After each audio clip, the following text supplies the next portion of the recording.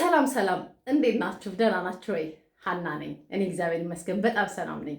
በጣም ስልችት ያለኝን ነገር ዛሬ ልነግራችሁ ነው የመጣሁት። የእውነቴን ነው። በተለይ ደግሞ በዚህ ጾም ወቅት ምንድነው አትሉኝም? በመጥበሻ እንጀራ እየጋገሩ መብላት በጣም ነው የሰለቸኝ። እንጀራ ወዳለሁ፣ ያለ እንጀራ ጾሙም አይገፋ እንደምታውቁት ነው።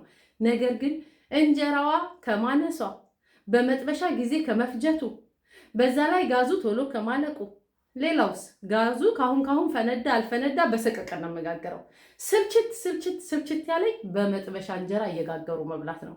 ምን አሰቃየኝ? በመጥበሻ እንጀራ እየጋገርኩ የምበላው ለምን አልጠይቅም አልኩኝ።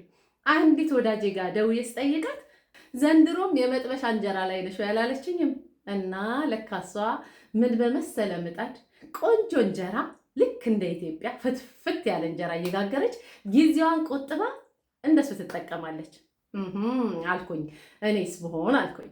ከየት እንደገዛችሁ ታውቃላችሁ? እዚሁ የምኖርበት ከተማ ላይ ኤክስፖ ሀበሻ። በጣም ይገርማል። ለምን አልሄድም አልኩኝና እኔም እየበረርኩ ወደ ኤክስፖ ሀበሻ ስገባ የሌላቸው ነገር የለም። ምጣድ በአይነት አላቸው።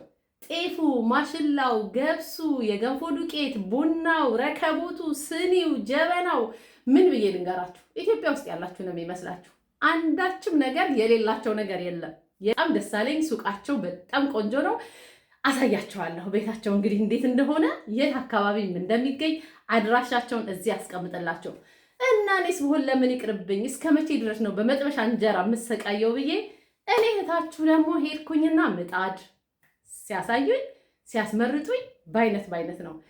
ይሄን ምጣድ ውሰጂና ቆንጆ እንጀራ ያማረ እንጀራ ጋግረሽ መብላት ከፈለግሽ ይሄን ምጣድ እንምረጥልሽ ብለው ይሄው ይሄን የምትመለከቱትን ምጣድ ለኔ ይሄን ምጣድ እንደዚህ ተሸክሜ ወደ ቤቴ እንዴ ለምን ይቅርብኝ? እስከ መቼ ድረስ በመጥበሻ እየጋገርን እንበላለን? እስኪ ደግሞ ምጣዱ የሚታይ ሙያችን የሚፈተን ብዬ ኤክስፖ ይዤ ይሄን ይዤ መጥቻለሁ። እንደኔ ደግሞ በመጥበሻ ምጣድ እየጋገራችሁ ስልችት ያላችሁ ይሄው ይሄንን ምጣድ ሄዳችሁ መግዛት አለባችሁ። መጀመሪያ ግን እኔ ልሞክረው፣ ከሞከርኩት በኋላ ቪዲዮውን ታዩታላችሁ። ይኸው እንግዲህ ኤክስፖ ሞጎጎ ምጣድን እየከፋፈትኩት ነው። አገጣጠሙ በጣም ቀላል ነው፣ ሲያዝም በጣም ይቀላል። እንግዲህ ፈታታሁት፣ ራሴ ነኝ የገጣጠምኩት። በጣም ቀላል ነው።